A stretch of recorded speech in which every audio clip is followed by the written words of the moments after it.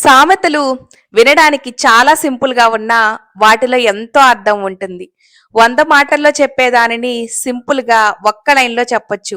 అలాంటి ఒక సామెత నిదానమే ప్రధానం. నిదానంగా ఉంటే విజయం ఎలా సాధిస్తామనే సందేహం రావచ్చు. అయితే ఈ కథ వింటే అది ఎలాగో అర్థమవుతుంది. పూర్వం చిట్టాపురం గ్రామంలో శ్రీమన్ అనే ఓ వ్యాపారి ఉండేవాడు. వస్తువులు కొనుగోలు చేసి విక్రయించడం ఇతని పని. వస్తువులు తక్కువ ధరకు ఎక్కడ లభిస్తాయో తెలుసుకొని కొనుగోలు చేస్తాడు. వాటిని వేరే గ్రామానికి తీసుకెళ్లి విక్రయించి అధిక లాభాలు పొందుతాడు.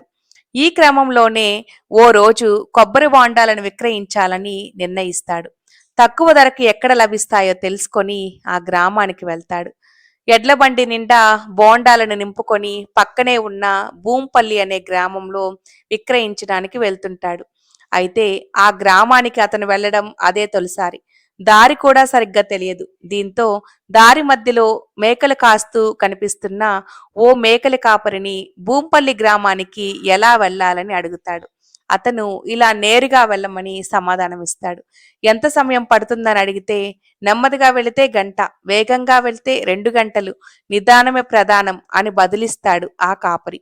దీంతో ఆ వ్యాపారికి అర్థం కాదు. ఇదేంటి, నెమ్మదిగా వెళ్తే త్వరగా వెళ్ళొచ్చా, వేగంగా వెళ్తే ఆలస్యం అవుతుందని అంటాడు అని బండిని త్వరగా వెళ్ళాలని వేగాన్ని పెంచుతాడు. అయితే ఆ గ్రామానికి వెళ్తున్న మార్గంలో రోడ్డుపై పెద్ద గుంత ఉంటుంది. వేగంగా వెళ్లడంతో శ్రీమన్ ఆ గుంతను గమనించకుండా వెళ్ళిపోతాడు.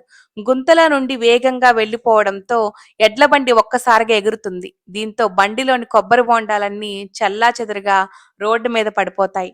వాటన్నిటినీ నెమ్మదిగా ఒక్కొక్కటి ఏరుకొని మళ్ళీ బండిలో వేసుకొని భూంపల్లికి వెళ్ళేసరికి ఆ మేకల కాపరి చెప్పినట్లే 2 గంటల సమయం పడుతుంది. అప్పుడు అర్థమవుతుంది, నిదానమే ప్రధానం అన్న సామెతలో ఎంత నిజం ఉందో. మనలో కూడా చాలా మంది జీవితంలో త్వరగా సక్సెస్ కావాలని అడ్డదారిలో వేగంగా వెళ్ళడానికి ప్రయత్నించి బొక్కబోర్లా పడతారు. అందుకే నిదానంగా ఉంటూ సరైన నిర్ణయాలు తీసుకుంటూ జీవితంలో ముందుకు సాగితే ఎప్పటికైనా విజయం సొంతమవుతుందనే గొప్ప సందేశం ఈ కథలో ఉంది.